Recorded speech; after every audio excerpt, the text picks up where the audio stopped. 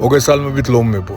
ფიქრობ, ღრმად გულში ყველა ადამიანი არის ძალიან მაღალი დონის ხელოვანი. ყოველი ჩვენი საქმიანობა არის ამ შინაგანი სამყაროს გამოხატვა. ამიტომ მე ვერ ვხედავ განსხვავებას მხატვარს და მზარეულს შორის.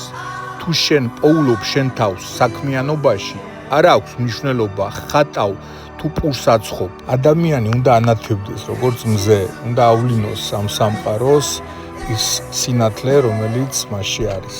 მე შევქმენი საქართველოში მუშტიკრივი, მე მოვიფიქრე კონტეინერის იდეა, რომელიც ჯერ იდგა ტყეში, შემდეგ იდგა კუსტბაზე და ძალიან ახარებდა ყველას, ვინც მოდიოდა ჩემთან სავარჯიშოდ.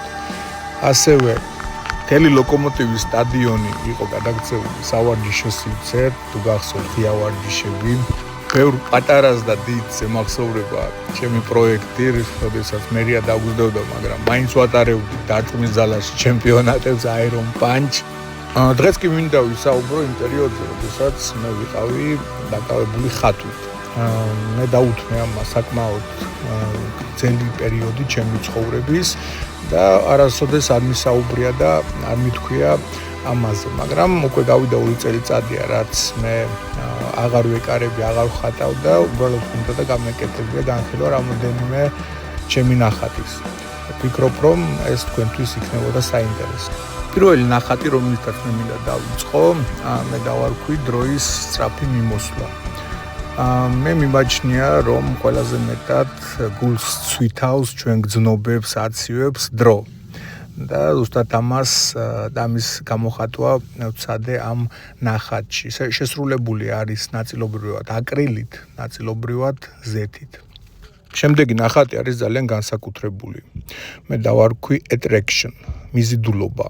მე ვცადე ნახატზე გადმოვიტანო ის მომენტი, როდესაც გეუფლება ვნება და ფიქრობ, ეს გამომივიდა. პერიოდი, როდესაც მე მიტაცებდა აზიური კულტურა და კერძოდ სამურაები, სილამაზე, იაპონიის და სამურაების და ასევე თუ როგორ მარტივად შეეძლოთ სიცოცხლის წართმევა და მიცემა ბატონისთვის.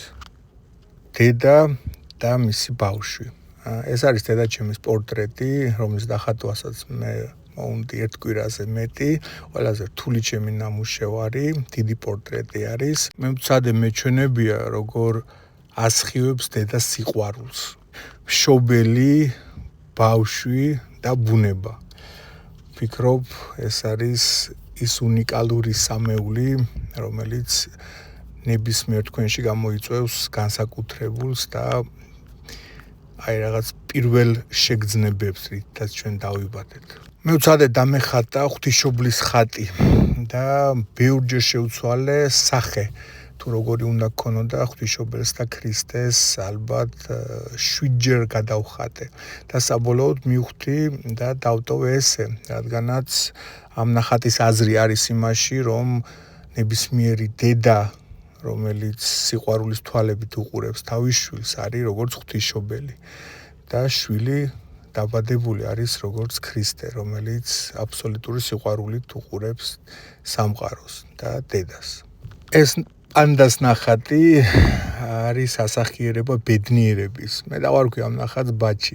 ბაჩის მე მიძახოდნენ, რომ ვიყავი სულ პატარა, რადგან დავბაჯბაჯობდი და დაახლოებით გავდი ესეთ პანდას. ამ ნახატით მე მინდოდა გამომეხატა ის პატარა ბავშვი, რომელსაც დედა დღემდე ხედავს თქვენში და რომელსაც ვცდილობთ რომ დამალოთ, მაგრამ დედა მაინც ხედავს.